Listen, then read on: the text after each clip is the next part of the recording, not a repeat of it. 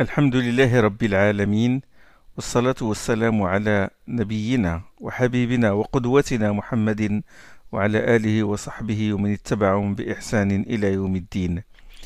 Nous sommes arrivés aujourd'hui à la 31e leçon de cette série de leçons sur l'Itqan de l'imam Suyuti. Itqan qui traite des sciences du Coran. Nous avons dit que les sciences du Coran sont les sciences de la descente, les sciences relatives à la descente du Coran, les sciences relatives à l'agencement du Coran, l'agencement vocal et structurel du Coran, sciences relatives au tadwin, c'est-à-dire à la recension du Coran, sciences relatives à l'interprétation du Coran et sciences du tadlil, c'est-à-dire les sciences qui ramènent les arguments de la précédence du Coran. D'accord ?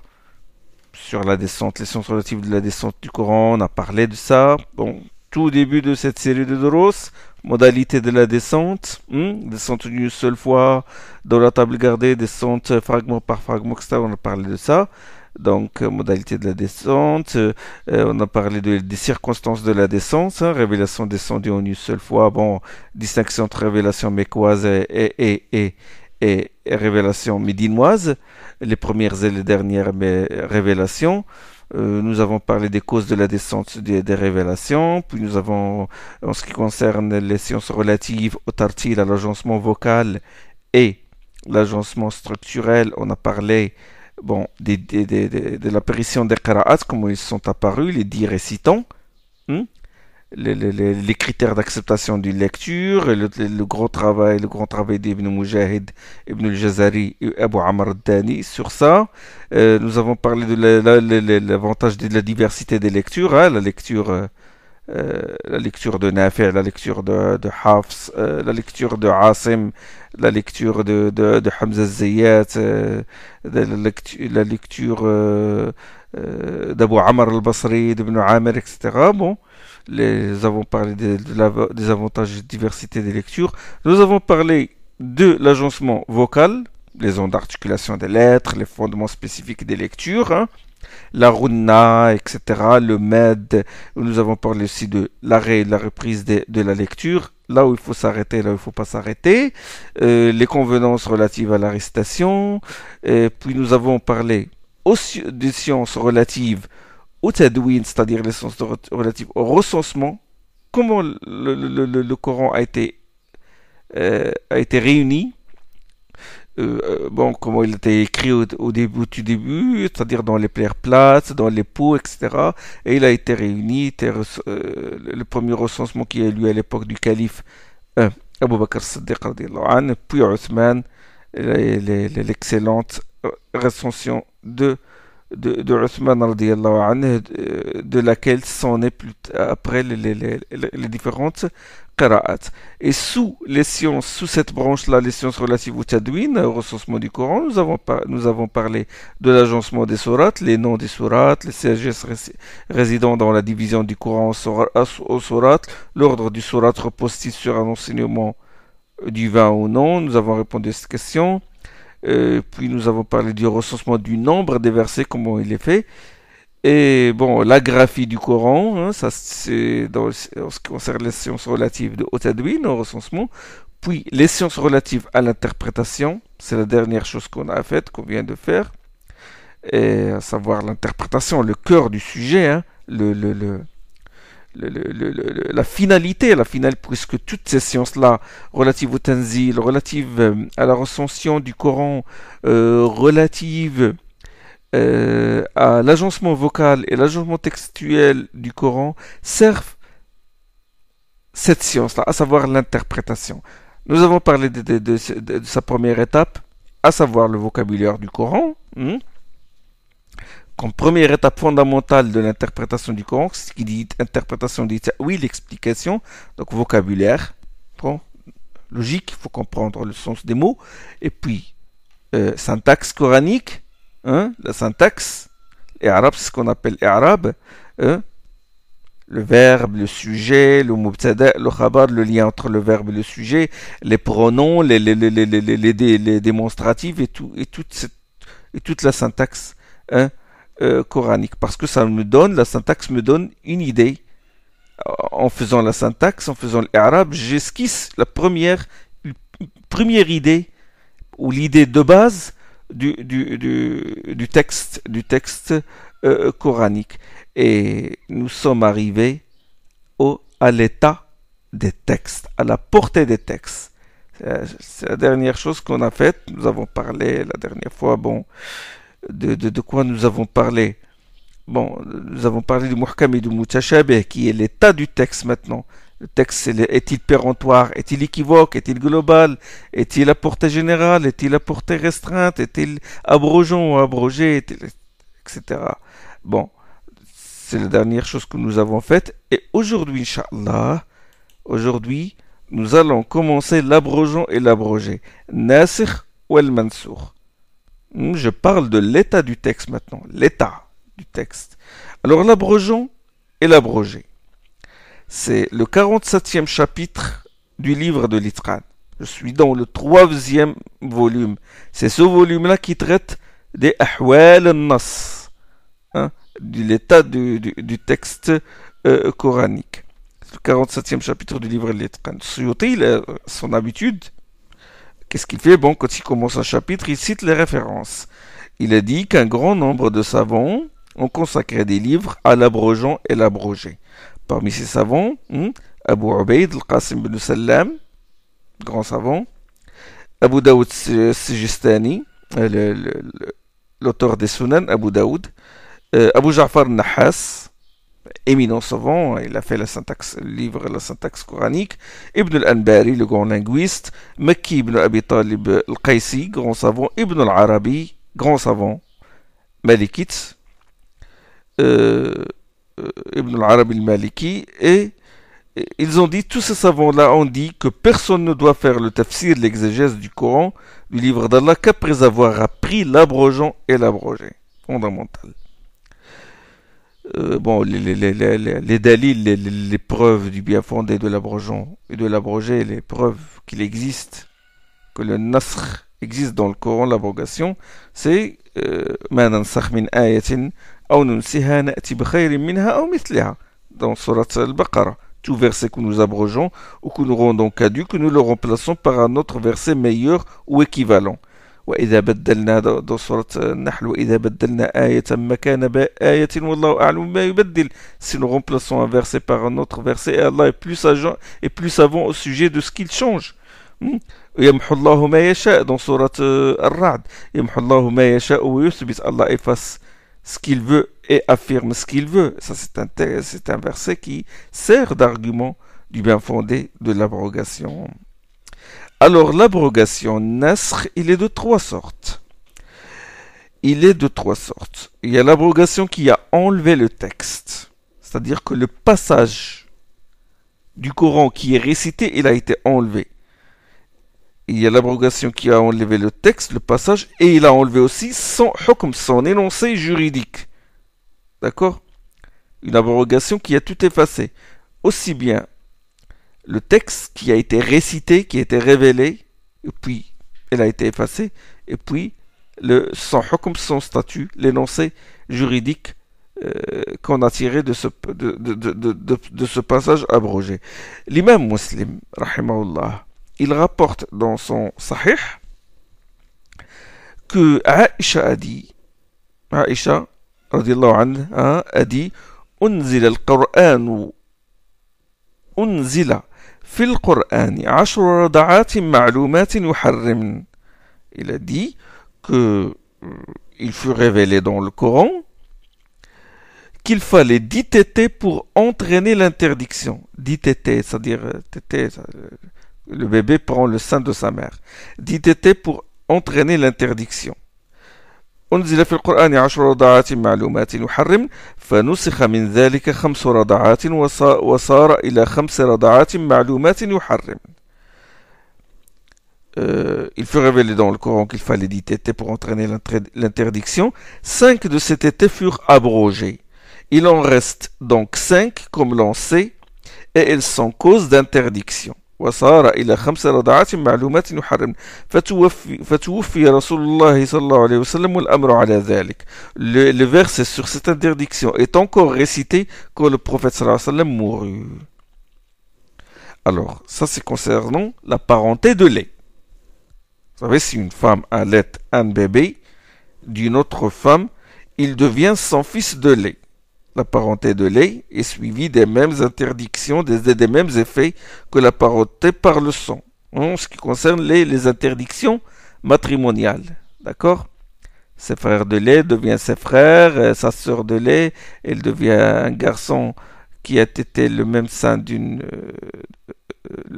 qu'une fille, il devient son frère de lait, bon, il devient son mahram, il peut voyager avec elle seule et il lui interdit de l'épouser. Donc c'est des interdictions matrimoniales qui entraînent la parenté de lait. Aïcha, il a dit qu'il y avait un passage du Coran où il est mentionné qu'il fallait 10 tétés pour entraîner l'interdiction. Puis ce passage-là a été abrogé par une autre révélation réduisons les 10 tétés à 5. Vous avez compris?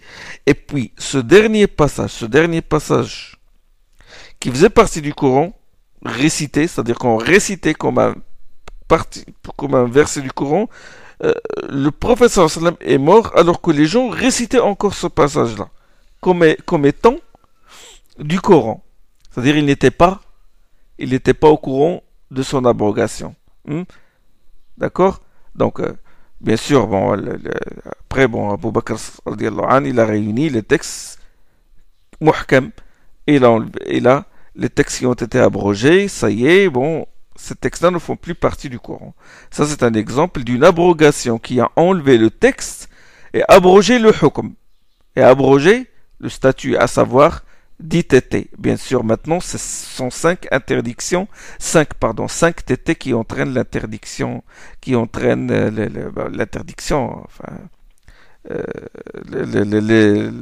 l'interdiction matrimoniale. Hein. C'est-à-dire que si la femme donne le sein à un enfant qui n'est pas le sien, et qu'il tète une seule fois, il n'est pas son fils de lait. Il ne l'est que s'il tète 5 fois. Le Mekki, rahimahullah, ibn Abi Talib al-Qaysi, il a dit que celui-là est un exemple où l'abrogeant et l'abrogé ne font plus partie du Coran. Hein? Il a ajouté, il a dit, je ne connais pas d'exemple pareil dans le Coran. C'est le seul exemple où l'abrogeant et l'abrogé ont été enlevés du Coran.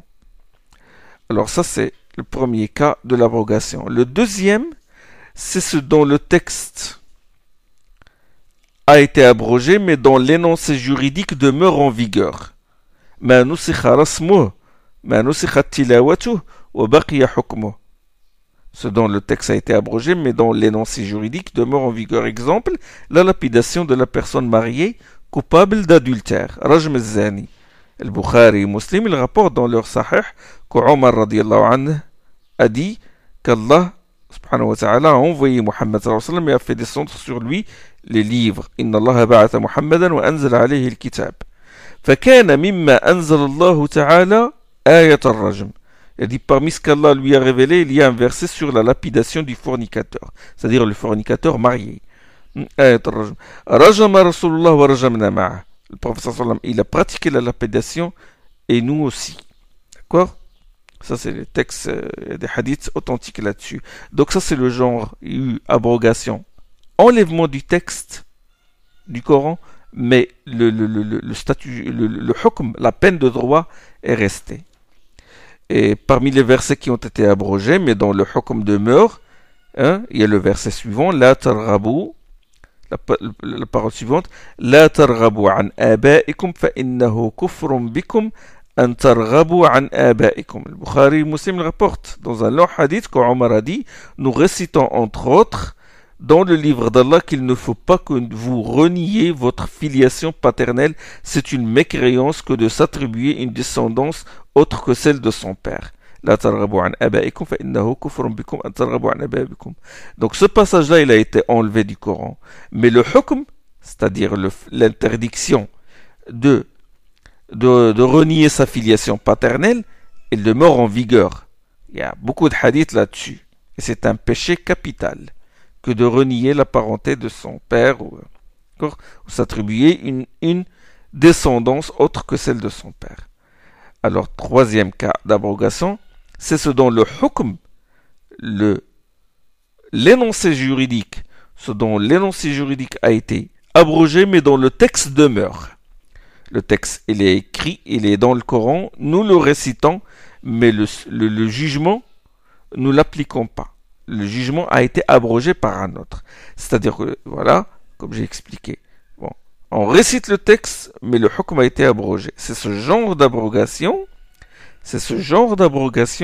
qui est le plus fréquent et qui fait l'objet d'études des savants. Hein, des livres ont été consacrés à ce nasr-là. Hein, Mekki ibn Abi Talib al-Qaisi, il a écrit sur ça, Ibn al-Arabi, Ibn al-Nahas, ils ont travaillé dessus. Suyuti, il en a recensé 21 de ce genre d'abrogation. Il en a recensé 21, mais si on les examine minutieusement, ce nombre peut être réduit à une dizaine, hein, parce que certaines abrogations citées ne sont pas des abrogations, mais des restrictions, si vous voulez. Des restrictions, tout simplement. Tarsis hukm. Hein, un texte qui restreint la portée d'un autre texte. Les exemples, parmi ces exemples-là, bon, Allah subhanahu wa ta'ala a dit كتب عليكم إذا حضر أحدكم الموت إذا حضر أحدكم الموت إن ترك خيرا الوصية للوالدين والأقربين بالمعروف حقا على المتقين كتب عليكم إذا حضر أحدكم الموت إن ترك خيرا الوصية للوالدين والأقربين بالمعروف حقا على المتقين. Il vous est prescrit lorsque la mort se présente à l'un de vous et qu'il laisse un bien de faire un testament en faveur des deux parents et de ses proches de la manière reconnue, convenable. C'est là un devoir qui incombe à ceux qui craignent. Ça, c'est un verset de Surat Al-Baqarah. Ce verset a été abrogé. Il a été abrogé par le verset de la succession, de l'ert, de l'héritage, hein, qui se trouve dans Surat les femmes. Hein? Et pour ces deux parents, il y aura pour chacun d'eux un sixième de ce qu'il laisse s'il a un enfant. S'il n'a pas d'enfant et que ses parents l'héritent, hein, héritent de lui, ben sa mère aura le tiers. ولأبويه لكل واحد منهما السدس مما ترك إن كان له ولد فإن لم يكن له ولد وورثه أبواه فلأمه الثلث. Donc ça, ce verset, il a donné à chacun des parents et des proches sa part d'héritage. Donc pas de testament en faveur des héritiers. Ils ont déjà leur part. Pas de la wasiyata li waris, comme a dit le prophète sallallahu alayhi wa sallam. Donc ce verset-là, il a abrogé le verset sur le testament. Un autre exemple, cité par Suyuti, il vous est, Allah subhanahu wa ta'ala dit أحل لكم ليلة الصيام الرفث إلى نسائكم هن لباس لكم وأنتم لباس لهن. Il vous est permis la nuit du jeûne d'approcher vos épouses. Elles sont un vêtement pour vous et vous êtes un vêtement pour elles. علم الله أنكم كنتم تختانون أنفسكم فتاب عليكم وعفى عنكم فالآن باشروهن وابتغوا ما كتب الله لكم. Allah sait que vous livriez clandestinement à de tels rapports, mais il ne vous en tient pas rigueur et vous accorde son pardon. فالآن باشروهن وابتغوا ما كتب الله لكم. À présent, abordez-les et cherchez ce qu'Allah vous a prescrit. وكلوا واشربوا حتى يتبين لكم الخيط الأبيض من الخيط الأسود من الفجر ثم أتموا الصيام إلى الليل. Mangez et buvez jusqu'à ce que vous distinguiez le fil blanc du fil noir de l'aube. Hein? Ce verset-là, qu'est-ce qu'il abroge? Le verset-là, il abroge le verset suivant. Ô vous qui croyez, il vous est prescrit de jeûner comme il fut prescrit à ceux qui étaient avant vous. كتب عليكم الصيام كما كتب على الذين من قبلكم لعلكم تتقون. Ce n'est pas la prescription qui a été abrogée, ce n'est pas la prescription, le jeûne qui a été abrogé, mais la manière de jeûner qui a été abrogée. Bon, j'explique. Quand ce verset fut révélé, c'est-à-dire le verset كتب عليكم الصيام يا أيها الذين آمنوا كتب عليكم الصيام كما كتب على الذين من قبلكم. Ô vous qui croyez, il vous est prescrit de jeûner comme il fut prescrit à ceux qui étaient avant vous. Quand ce verset fut révélé, les musulmans observaient le même jeûne que ceux qui les avaient précédés. C'est-à-dire que s'ils dormaient la nuit, ils n'ont plus le droit de boire, de manger ou d'approcher leur épouse jusqu'au coucher du soleil du lendemain. C'est bon? C'est-à-dire, bon, au moment d'iftar, du coucher du soleil, bon, quand le coucher de soleil arrive, bon, ils rompaient leur jeûne, mais si jamais ils dormaient, c'est-à-dire si jamais ils dorment après ce moment-là, et se réveillent au cœur de la nuit ou une heure plus tard, où ils n'ont plus le droit de manger et de boire, ils n'ont plus le droit d'approcher leur épouse. Hein? Supposons que le maghrib, le coucher du soleil est à 19h, ben si quelqu'un, bon, 19h, il fait la prière du maghrib, il mange, et puis à 20h, il dort.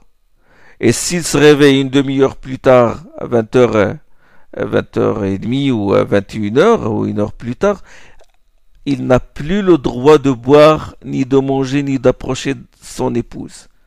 Il n'a plus le droit. Jusqu'au lendemain, jusqu'au maghrib du lendemain. Hein? Et des fois, bon, ça leur est arrivé.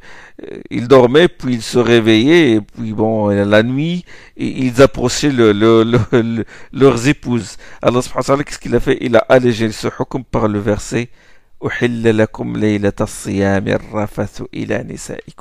il vous est permis la nuit du jeûne d'approcher vos épouses. Elles sont un vêtement pour vous, vous êtes un vêtement pour elles.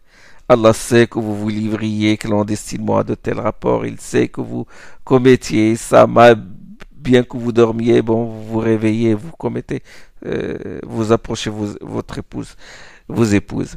Bon, il y a une histoire dans Sahih al-Bukhari, c'est Qissat Qais ibn Sirma al-Ansari, l'histoire de Qais ibn Sirma, le Médinois. Et au moment du ftour, bon, il a eu des rapports avec sa femme. Il a eu des rapports avec sa femme au moment de la rupture du jeûne. Et une fois terminé, il lui dit, est-ce qu'il y a quelque chose à manger? Bon, il alla chercher à manger. Et quand elle est revenue, s'était déjà endormi. Parce qu'il était fatigué, il s'était déjà endormi. Bon, il s'était déjà endormi, ça y est, il n'a plus le droit de manger. Bah, imaginez, il a eu des rapports avec sa femme, il n'a rien mangé. Et le lendemain, il s'est évanoui. Et Allah subhanahu wa ta'ala, il a révélé ce verset, hein, pour alléger la contrainte. Comme exemple aussi concernant le jeûne, ceux qui peuvent le supporter le jeûne, devront assurer à titre de compensation la nourriture d'un pauvre pour chaque jour de jeûne non observé. Ce passage-là a été abrogé par le verset: celui d'entre vous qui aperçoit le mois qu'il jeûne, فَمَنْ شَهِدَ مِنْكُمُ الشَّهْرَ فَلْيَصُمْهُ. D'accord? C'est-à-dire que avant ils avaient le choix. Et celui bon qui n'a pas jeûné, bon, qui donne à titre de compensation, bon, il nourrit un pauvre. Mais après, ça y est. Celui qui d'entre vous qui aperçoit le mois qu'il jeûne. Mais certains savants disent qu'il n'y a pas abrogation, comme Ibn Abbas. Ibn Abbas, il a expliqué, il a dit yutayquna, ceux qui peuvent yutayquna, il a expliqué yutayquna par ceux qui ne peuvent pas le supporter, qui ne peuvent le supporter qu'avec grande difficulté, comme les vieillards, la femme enceinte et la femme qui allaite. Il a dit ce verset s'applique à ce genre de personnes. Voilà, hein? Et il lisait yutawaquna. Il dit yutawaquna, ça veut dire qu'il le supporte avec difficulté. Et cet avis, il est adopté par Cheikh Al-Albani rahimahullah. Il dit non, ce verset n'a pas été abrogé, mais ça, il s'applique à la femme qui allait, la femme enceinte et les vieillards. Ils ne peuvent pas, bon, dans ce cas, ils doivent une compensation, ils doivent nourrir un pauvre pour chaque jour de jeûne non observé. Comme autre exemple, bon, le verset وَالْمُحْصَنَاتُ مِنَ الَّذِينَ أُوتُوا الْكِتَابَ مِنْ قَبْلِكُمْ. N'épousez le verset وَلَا تَنْكِحُوا نعم سورة البقرة وَلَا تَنْكِحُوا الْمُشْرِكَاتِ حَتَّى يُؤْمِنْ. N'épousez pas les associatrices avant qu'elles n'embrassent la foi. N'épousez pas les associatrices avant qu'elles n'embrassent la foi. C'est Surat al-Baqarah. Ce verset a été abrogé par vous sont licites les femmes respectables faisant partie de ceux qui ont reçu le livre avant vous, c'est-à-dire les juives et les chrétiennes. Mais là, bon, ça c'est verset Surat al-Ma'idah, où Allah autorise d'épouser les femmes des gens du livre, qui fait partie du genre du livre, les juifs et les chrétiennes. Mais bon, il ne s'agit pas ici d'une abrogation, mais d'une restriction. C'est un tarsis. Le premier verset a une portée générale. Il parle des associatrices, les associatrices de manière générale. Et le deuxième verset, il en restreint la portée, ce qu'on appelle tarsis. On va parler, Inch'Allah, de ça. Certains ont dit certains disent qu'il n'y a pas d'abrogation dans le Coran. Il n'y a pas d'abrogation. Mais ceux-là, ils en freinent en fait l'ijma'. Ils ont des arguments affectés. D'autres ont dit que la plupart des versets sur la paix avec les mécréants, les versets qui appellent à l'indulgence, la patience, les pactes avec les mécréants, les trêves, ces versets-là ont été abrogés par les versets du jihad. Et ça, sincèrement, ça c'est une forme d'extrémisme. C'est une forme d'extrémisme. Tue les versets qui appellent à l'indulgence, au dialogue, à la trêve, à la bienfaisance, et les versets qui appellent à combattre sont tous muhkam, sont tous péremptoires. Il faut les appliquer tous. Et le combat, il dépend de la force et de la faiblesse, aussi les appréciations du gouverneur, est-ce qu'il conclut un pacte ou non, etc. Les versets sur l'interdiction progressive du vin, on ne peut pas parler d'abrogation concernant ces versets-là. Mais nous disons qu'il s'agit d'une abrogation partielle. Comme quand Allah subhanahu wa ta'ala dit que n'approchez pas la prière en étant ivre.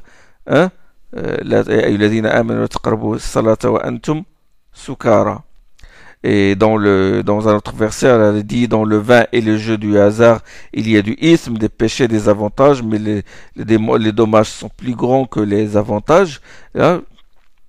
Ça, c'est pas vraiment une abrogation, mais une abrogation, si vous voulez, une abrogation partielle. Au début, n'approchez pas la prière, c'est-à-dire en dehors de la prière, vous pouvez quelque sorte boire, mais après, dans les jeux du hasard, dans le vin et le jeu du hasard, il y a du péché, des dommages et des avantages, mais les dommages prévalent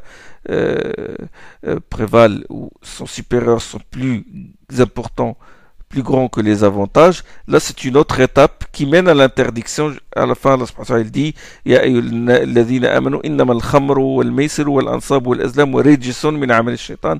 Le vin et les rijs, c'est une impureté, une œuvre de Satan. Fajtanibouh, évitez-le. Pas seulement il est illicite, mais il faut l'éviter, il faut s'en éloigner, carrément. Et vous allez remarquer avec moi que l'abrogation a un point commun avec la restriction du général, avec Tarsis ou l'Am. D'ailleurs, les pieux prédécesseurs appelaient la restriction de Tarsis, ils l'appelaient Nasr. C'est très important de connaître le vocabulaire des pieux prédécesseurs pour ne pas tomber dans la confusion. La restriction, le tarsis est un nasr partiel. Alors, l'hikmah, les sagesses sous-jacentes à l'abrogation. Quelles sont les sagesses? Premièrement, si Allah a maintenu certains versets, tout en abrogeant le hukm, l'énoncé juridique, le hukm, l'enseignement, c'est pour nous montrer que la récitation de ces versets-là, qui sont mansour, abrogés, la récitation de ces versets est en soi un acte d'adoration. Le hukm a été abrogé et la graphie est restée. Alors récite-la par adoration à Allah, même si tu n'es pas tenu, ou tu es tenu de ne pas le mettre en application. D'accord? Quand Allah subhanahu wa ta'ala il dit وَاللَّاتِي يَأْتِينَ الْفَاحِشَةَ مِن نِّسَائِكُمْ فَاسْتَشْهِدُوا عَلَيْهِنَّ أَرْبَعَةً مِّنكُمْ, pour celles de vos femmes qui ont commis une turpitude, ont commis l'adultère, فَاسْتَشْهِدُوا عَلَيْهِنَّ أَرْبَعَةً مِّنكُمْ, demandez que 4 d'entre vous apportent leur témoignage contre elles. فَإِنْ شَهِدُوا فَأَمْسِكُوهُنَّ فِي الْبُيُوتِ, s'ils témoignent de leur adultère, enfermez-les dans les maisons. فأمسكوهن في البيوت حتى يأتيهن الموت أو يجعل الله لهن سبيلا. S'ils témoignent, enfermez-les dans les maisons jusqu'à ce que la mort les saisisse, à moins qu'Allah ne leur institue un moyen de salut. واللذان يأتيانها منكم فآذوهما, quant à celui ou celle d'entre vous qui l'ont commise, l'adultère, c'est-à-dire l'adultère, punissez-les. Donc ces versets-là ont été abrogé par le verset de la flagellation et par le hukm de la lapidation. Non. Donc, au début, c'était ça, enfermer la femme dans la maison, qu'elle ne sorte pas, et si deux personnes vont commettre l'adultère, c'est une peine, il faut leur appliquer une peine discrétionnaire. Discrétionnaire, c'est-à-dire une peine estimée par le juge. D'accord? Mais après, non, ça y est, c'est fixé, sans coup de fouet ou la lapidation, quand ces gens-là sont mariés. D'accord? Donc, bien qu'il soit abrogé, ces versets-là, on les récite par soumission à Allah subhanahu wa ta'ala. En général, dans l'abrogation, ça c'est l'une des sagesses aussi, il y a dans l'abrogation un allègement. Généralement, les lois sévères sont remplacées par les lois souples. J'ai donné l'exemple du jeûne, l'interdiction de manger, de boire, d'approcher sa femme et après avoir dormi la nuit, puis ce hukm s'est allégé par l'autorisation de manger et de boire jusqu'à l'aube. D'accord? De même le verset par exemple de la musabara, ce qu'on appelle ayat la musabara, la patience dans le combat. Au début, il faut combattre même si on est en face d'un ennemi 10 fois supérieur. Obligatoire. إيكم منكم 20 سورة الأنفال إيكم منكم 20 صابرون يغلبوا 200 وإيكم منكم 100 يغلبوا 1000 من الذين كفروا بأنهم قوم لا يفقهون. Si l'on est parmi vous seulement 20 qui soient endurants, ils en vaincront 200. 100 vaincront 1000 mécréants. Et ce verset a été abrogé par le verset الآن خفف الله عنكم وعلم أن فيكم ضعفا فإن يكن منكم 100 صابرة يغلبوا 200. Mais maintenant, tenant compte de votre faiblesse, Allah a allégé pour vous la contrainte. S'il y a parmi vous 100 combattants qui sont endurants, ils vaincront 200, c'est-à-dire le double. Donc on a le droit de se retirer par tactique de guerre si l'ennemi est 10 fois supérieur. Donc, en regardant le texte coranique dont le hukm a été abrogé et remplacé par un hukm plus léger, subhanallah, tu ressens la miséricorde et la compassion d'Allah pour toi.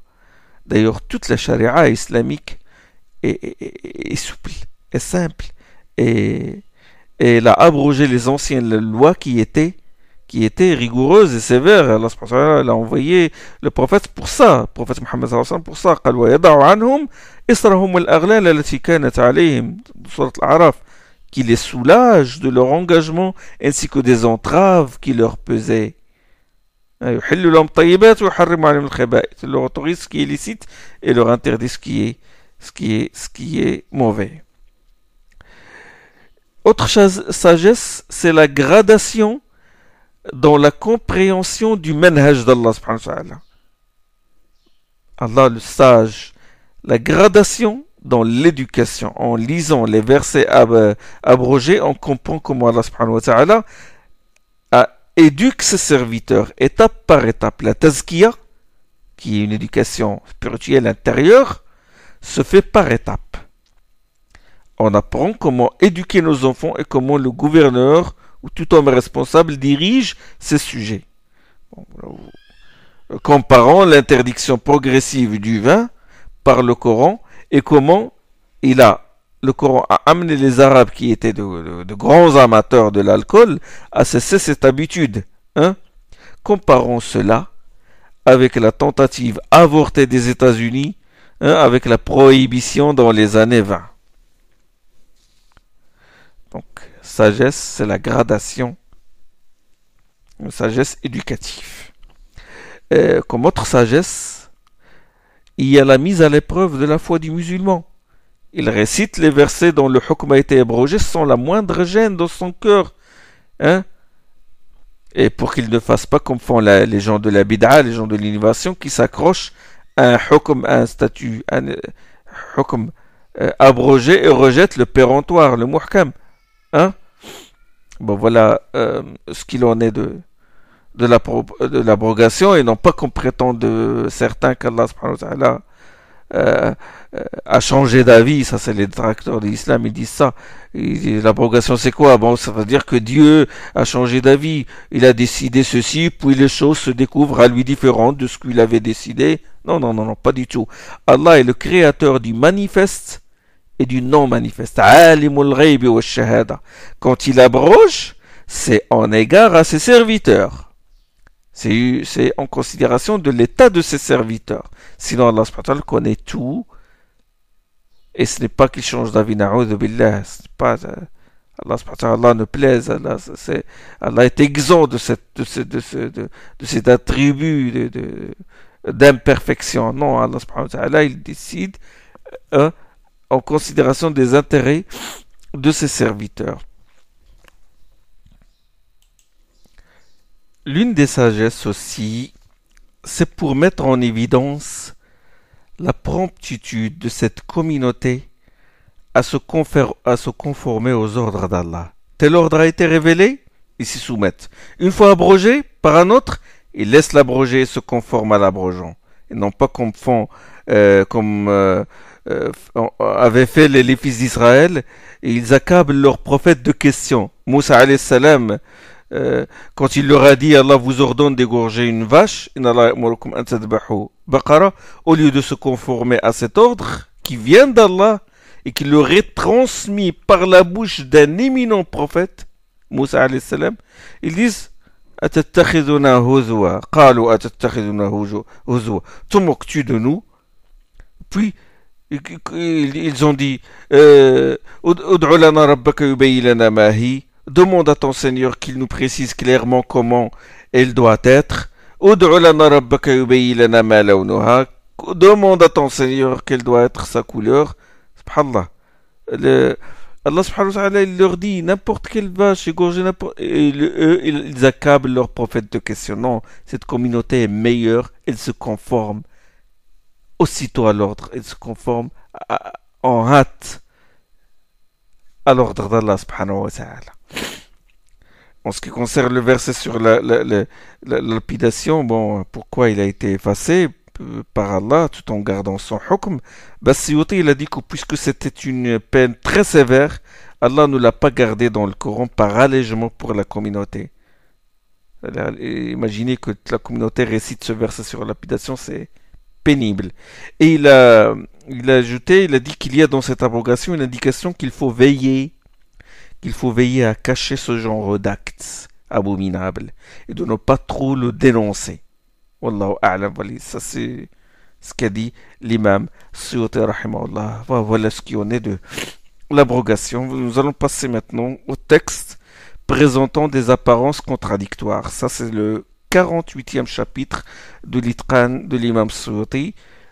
النوع الثامن والأربعون في مشكله وموهم الاختلاف. Texte présentant des apparences contradictoires. Suyuti a dit que Qutb lui a consacré un livre. Qutb, c'est Mohammed ibn al-Mustanir, le célèbre linguiste et grammairien. Il est mort en 206 de l'Hégire. Qutb, c'est l'élève de Sibawayh. Son livre s'appelle Ar-Raddu ala al-Mulhidina fi mutashabihi al-Qur'an. Nous avons cité Ibn Qutayba, nous avons dit qu'il a consacré un livre à Mushkil al-Qur'an.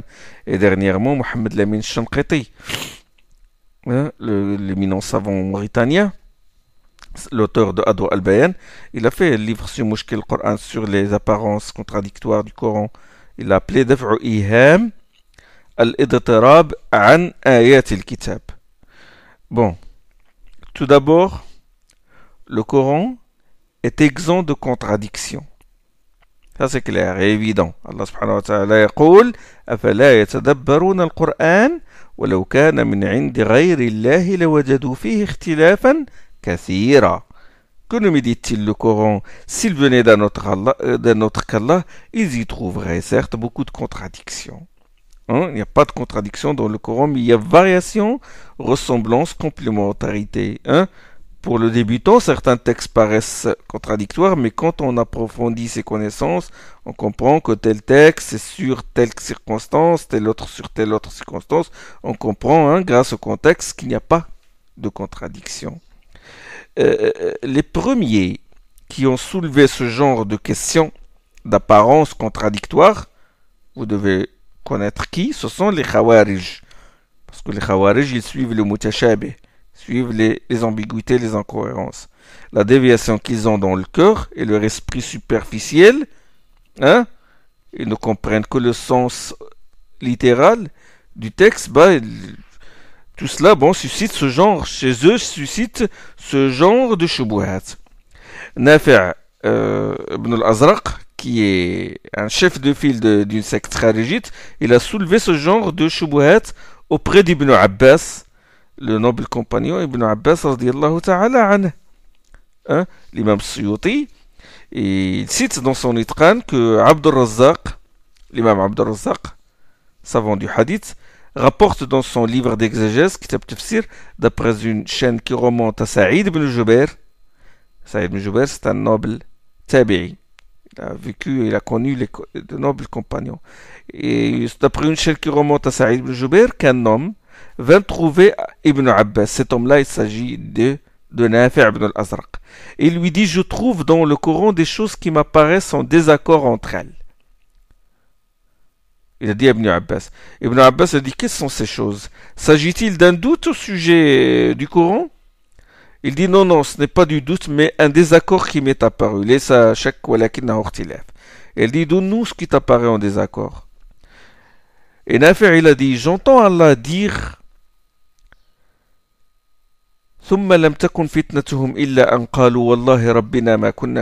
alors dans leur fitna, dans leur tentation, dans leur désarroi, ils dirent, par Allah notre Seigneur, nous n'étions pas associateurs. C'est-à-dire les mouchriquins, les associateurs, vont dire à Allah, ils vont jurer, ils disent par Allah notre Seigneur, nous n'étions pas mouchriquins, nous n'étions pas associateurs. Dans un autre endroit, ça c'est une affaire qui parle, dit, dans un autre endroit, je l'entends dire, c'est-à-dire j'entends Allah dire, ils ne pourront dissimuler à Allah le moindre propos. Or, d'après le premier verset, ils ont dissimulé. Il m'a dit voilà, ils ont juré qu'ils ne sont pas des associateurs, donc ils ont dissimulé la vérité. Mais dans l'autre verset, Allah subhanahu wa ta'ala dit ils ne pourront dissimuler à Allah le moindre doute. Et Ibn Abbas lui dit, en ce qui concerne sa parole, alors dans leur désarroi, dans leur tentation, ils dirent par Allah notre Seigneur, nous n'étions pas des associateurs. Il dit, lorsque le jour de la résurrection, les associateurs verront qu'Allah pardonne les péchés, sauf le shirk, sauf l'association, et que quelle que soit la gravité du péché, Allah le pardonne, ils ont nié lui avoir donné des associés, dans l'espoir d'être pardonnés. Ils ont dit alors par Allah notre Seigneur, nous n'étions pas des associateurs. Et Allah, ça c'est Ibn Abbas qui parle, Allah apposera un sceau à leur bouche. Et là, ce sont leurs mains et leurs pieds parleront de ce qu'ils auront fait dans ce monde.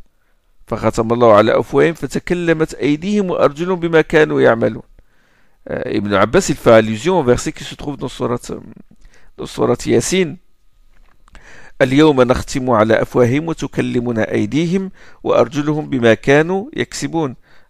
Ce jour-là, nous scellerons leurs bouches et leurs mains ainsi que leurs pieds nous scellerons leur bouche et leurs mains ainsi que leurs pieds, nous parlerons de ce qu'ils avaient commis. Et à ce moment-là, il dit, Ibn Abbas, à ce moment-là, ceux qui auront été impies et auront désobéi à Allah, auront désobéi à l'envoyé, souhaiteront être rendus semblables à la terre et qu'ils ne simuleront Allah le moindre propos. Et là, Ibn Abbas lui récite le verset en question qu'il a, l'objet de doute, l'objet de shubha chez Nafi' ibn al-Azraq.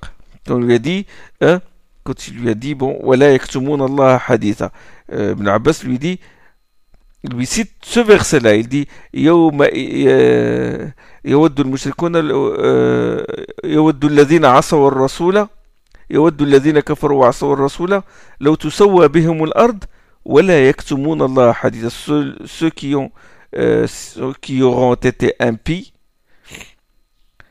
et qui auront désobéi à l'envoyé souhaiteront être rendus semblables à la terre et qu'ils ne simuleront Allah le moindre propos. يومئذ يود الذين كفروا وعصوا الرسول لو تسوى بهم الأرض ولا يكتمون الله حديثا. C'est-à-dire qu'après que leurs pieds et leurs mains les dénonceront, ils regretteront d'avoir menti dans une situation pareille devant Allah. Donc le contexte diffère, la situation diffère. Donc il lui a expliqué cette shubha. Nafi' il a dit aussi, il a dit dans un endroit du Coran, j'entends Allah dire فَلَا أَنْسَابَ بَيْنَهُمْ يَوْمَئِذٍ وَلَا يَتَسَاءَلُونَ. Il ne sera plus question de lien de parenté qui les unissent et ils n'interrogeront plus les uns les autres. Ils n'interrogeront plus les uns les autres. Puis il dit dans un autre endroit, il dit فَأَقْبَلَ بَعْضُهُمْ عَلَى بَعْضٍ يَتَسَاءَلُونَ. Puis ils se tournent les uns vers les autres en s'interrogeant. C'est-à-dire, dans un verset, ils ne s'interrogeront plus les uns les autres, et dans le deuxième, ils s'interrogeront les uns les autres. Ibn Abbas lui répondit, quand on soufflera dans la trompe, tous ceux qui sont dans les cieux et sur la terre seront foudroyés, sauf ceux qu'Allah aura acceptés. Et à ce moment-là, il n'y a rien, il n'y a ni lien de parenté, et personne n'interrogera l'autre. D'accord? Ça, c'est le premier souffle. Personne n'interrogera l'autre. Il n'y a plus de lien de parenté. Au deuxième souffle de la trompe, ils se lèveront de leur tombe en regardant ce qui se passe et se retourneront les uns vers les autres pour s'interroger, pour les interroger. Qu'est-ce qui nous arrive? فإذا نفخ في الصور فصعق من في السماوات والأرض إلا من شاء الله فلا أنسب بينهم يومئذ ولا يتساءلون. Là, il lui répond par un verset du Coran. Au deuxième souffle de la trompe, là, ils se lèveront de leur tombe en regardant ce qui se passe et se retourneront. Chacun va demander qu'est-ce qui nous arrive. Donc, il y a des étapes. L'étape diffère. Bon, on lui a posé d'autres questions. Les apparences contradictoires sont nombreuses. C'est le sujet préféré des orientalistes et des détracteurs de l'islam. Je cite un exemple. Lequel Suyuti a fait allusion dans ce chapitre-là. Et qui me paraît intéressant parce que beaucoup aujourd'hui le comprennent mal. C'est la parole d'Allah subhanahu wa ta'ala. فَإِنْ إِخِفْتُمْ أَلَّا تَعْدِلُوا فَوَاحِدَةً. Si vous craignez de manquer d'équité à l'égard de ses épouses, n'en prenez alors qu'une seule. D'accord, ça c'est le verset sur le mariage. Ça c'est dans Surat Nisa. D'après ce verset, d'après ce sens implicite, le sens implicite, comme on verra ça, bon, mafhoum al-aya, c'est qu'il est possible d'être équitable avec ses épouses.